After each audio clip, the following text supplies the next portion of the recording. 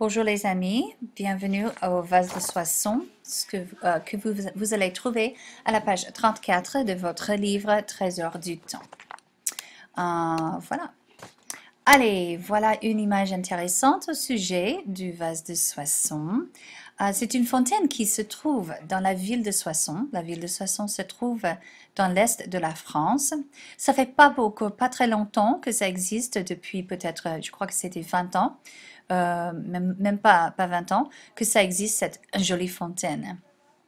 Je vous donnerai d'ailleurs les liens que vous voyez en bas de la page plus tard.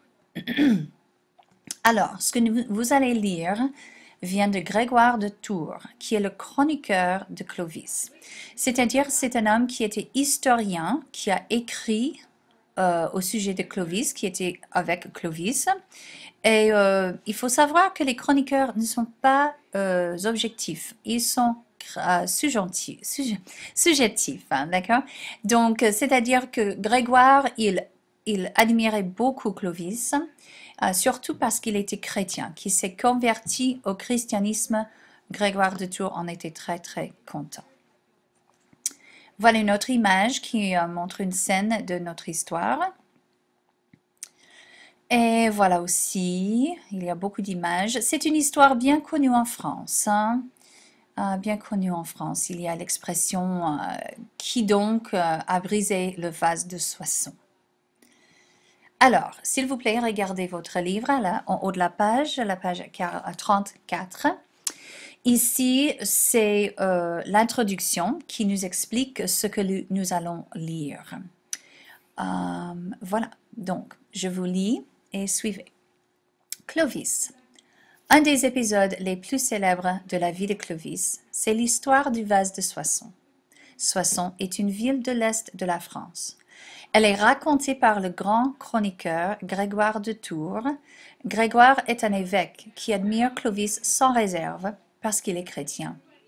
Lisez cet épisode et décidez si le baptême a donné à Clovis toutes les vertus chrétiennes, comme la charité et le pardon des offenses.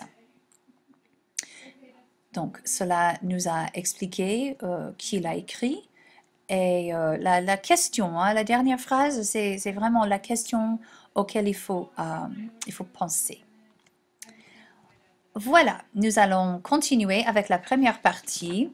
Dans cette première partie, pardon, c'est expliqué que les ennemis, c'est-à-dire les mauvais gens, d'accord, ils avaient volé un trésor, c'est-à-dire beaucoup de choses d'une grande valeur, d'une église. Les églises étaient très très riches, ils avaient beaucoup d'objets sacrés, beaucoup d'objets d'art, etc.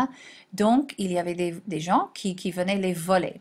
Donc, l'évêque, c'est-à-dire le bishop, hein, le prêtre de l'église, il demande à Clovis, le roi, de récupérer tous ces objets. Et en particulier, il voudrait récupérer un vase. Le vase est la chose la plus chère, la plus sacrée de l'église, donc il voudrait certainement avoir ça.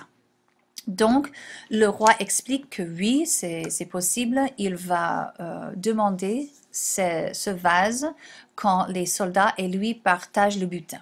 Le butin, ça veut dire the booty, d'accord? Et à l'époque, c'était normal que tout le monde partage également, equally, tout le monde partage également tout ce qu'il y avait dans le butin. Et voilà, je vous lis, suivez s'il vous plaît. Les ennemis de Clovis avaient enlevé d'une église un vase d'une grandeur et d'une beauté merveilleuse, ainsi que beaucoup d'autres objets sacrés. L'évêque de cette église envoie au roi des messagers. Même si vous ne pouvez pas retrouver tous les objets sacrés, pouvez-vous au moins retrouver le vase qui est notre trésor? Le roi répond. Suivez-nous jusqu'à Soissons. C'est là que nous allons partager entre nous ce que nous avons repris à nos ennemis. Quand ce vase sera entré dans ma part du butin, je ferai ce que l'évêque me demande. Car parmi les guerriers francs, le butin est partagé également entre les soldats et le roi. D'accord, on va continuer ici. Euh, et voilà. Quand il arrive à Soissons, d'accord, c'est exactement ce qu'il fait, d'accord. Clovis, il demande le vase. Et la plupart des soldats, ils vont dire, oui, roi, vous pouvez le faire. En fait, vous allez remarquer qu'on dit tu, d'accord. Mais de toute façon, ils disent oui. Mais il y a un soldat qui n'est pas d'accord. Et vous allez voir quelques adjectifs qui décrivent ce soldat. Et celui-là est tellement fâché contre le roi de faire ça qu'il brise, il frappe le vase et le vase se brise. Hein, c'est rompu en 1000 morceaux. Allez, je lis, vous suivez. Quand il arrive à Soissons, le roi va sur la place où est déposé le butin. Je vous prie, mes braves guerriers, dit-il, de mettre ce vase en supplément avec ma part. Et il montre le vase dont nous avons parlé. À ces paroles, les plus raisonnables répondent « Glorieux roi, tout ici est à toi, et nous-mêmes, nous sommes soumis à ton désir. Fais comme tu voudras, et prends ce vase si tu le désires. » Mais à ce moment, un des soldats, stupide, jaloux et en colère, brandit sa hache et crie « Tu n'auras rien d'autre que ce que le sort te donnera. » Et il frappe le vase qui se brise en 1000 morceaux.